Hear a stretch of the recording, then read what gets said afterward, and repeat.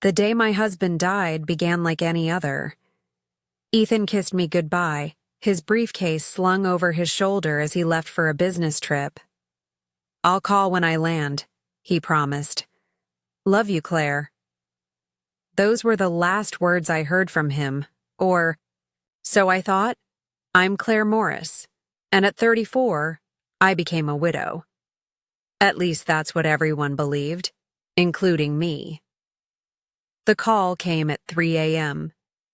David, Ethan's best friend and business partner, could barely speak through his tears. The private plane they'd chartered had gone down somewhere over the ocean. No survivors. I remember sliding down the wall, unable to stand, as everything around me seemed to crumble. Ethan and I had been married for 8 years. We'd been planning for a baby, building a future. Then, in an instant, it was all gone. The shock didn't truly hit until I went to access our bank accounts the next day. "I'm sorry, Mrs. Morris," the bank manager said, his face devoid of emotion. "These accounts were emptied yesterday morning. All transfers were authorized with the correct passwords." I stared at him, confused. "That's impossible. My husband died yesterday." The manager looked uneasy. "According to our records, Mr. Morris personally authorized these transfers at 9:43 a.m. yesterday before his scheduled flight. The numbers on the screen blurred before my eyes. Our savings, investments, retirement accounts, all gone. Over $3 million vanished in hours right before the plane went down. I left the bank in a daze, unable to connect the dots that were beginning to form. Ethan had always handled our finances. He was the successful banker. I was a teacher. I trusted him completely. But that trust began to shatter as more details came to light. The private plane company had no record of Ethan or David booking a flight. Our house had been transferred to a shell corporation 2 months prior. Even our safety deposit box had been emptied. "There has to be a mistake," I told the detective, handling the case. Ethan he couldn't have done this, but he could. As the investigation unfolded, the truth was painful to face.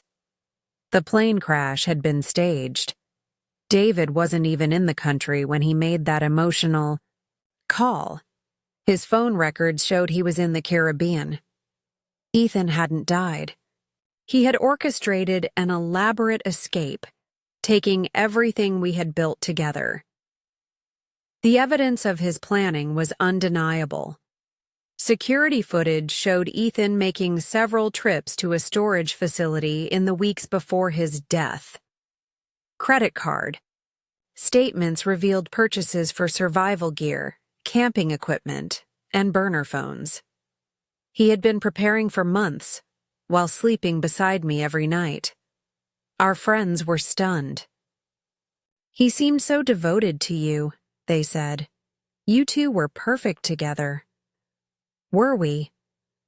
I began to see the cracks I had ignored, the late-night phone calls he'd take outside, the increasing frequency of his business trips, the way he took control of all our finances. I had been blinded by love. The house went into foreclosure, and I moved into a small apartment with only what I could prove I bought with my teaching salary.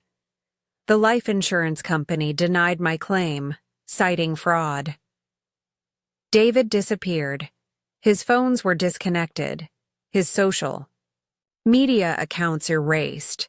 Depression hit me hard. I took leave from work, barely able to leave my bed.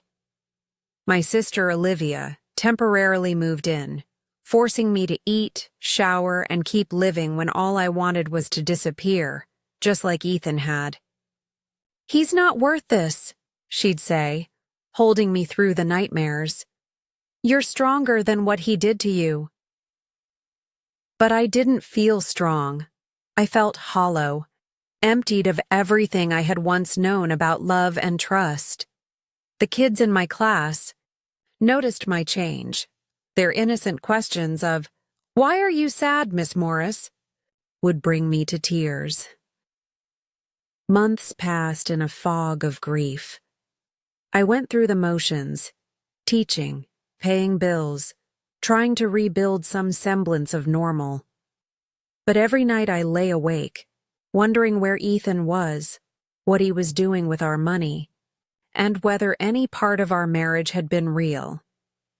The investigation stalled. Without a body, they couldn't prove death or fraud. International financial regulations made tracing the money nearly impossible. Ethan had planned his escape meticulously, leaving no loose ends.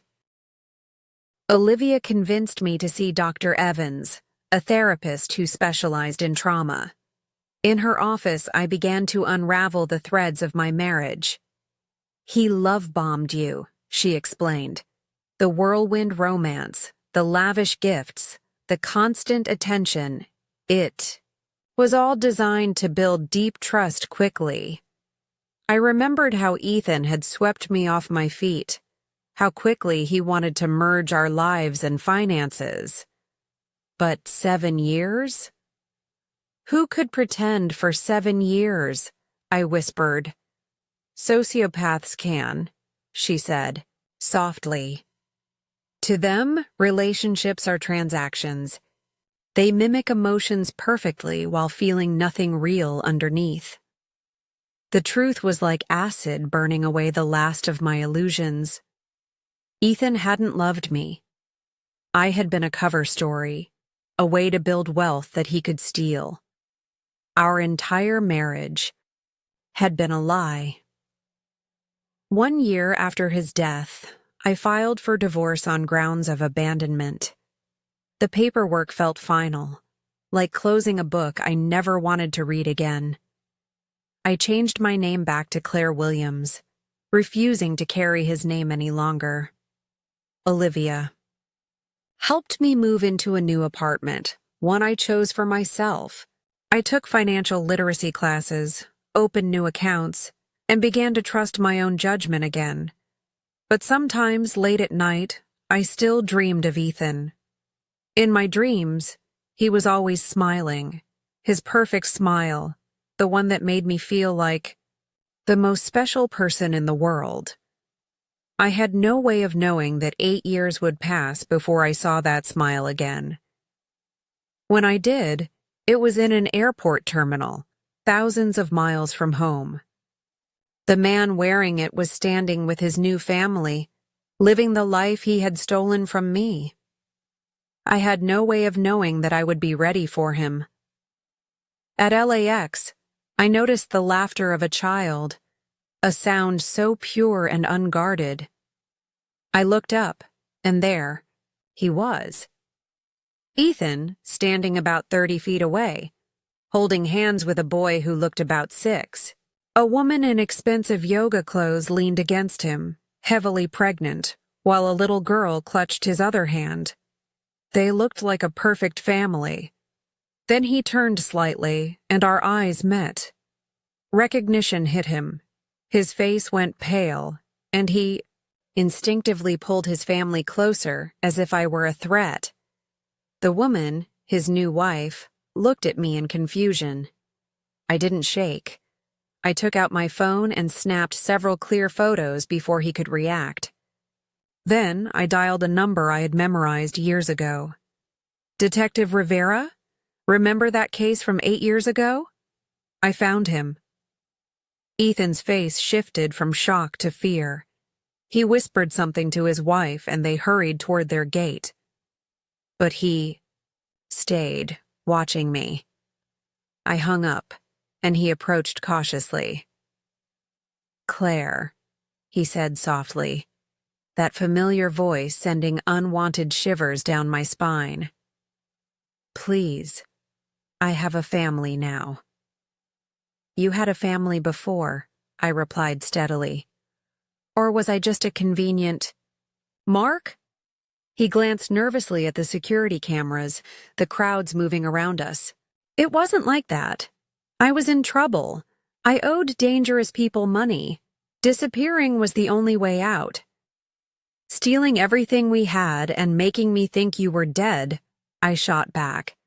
Was that the only way too?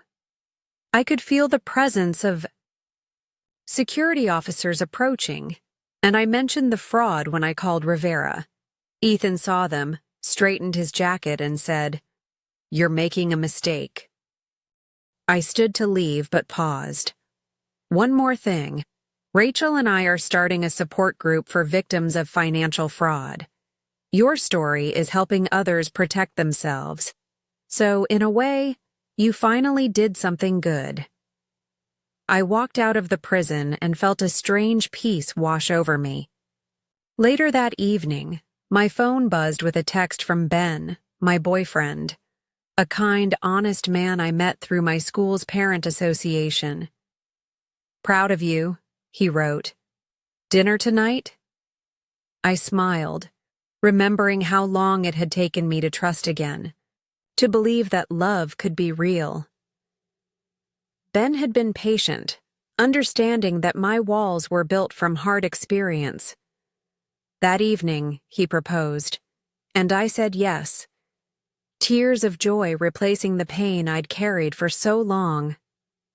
Later that night, I stood on my balcony, looking at the city lights. I thought about the young woman I had been, devastated by betrayal.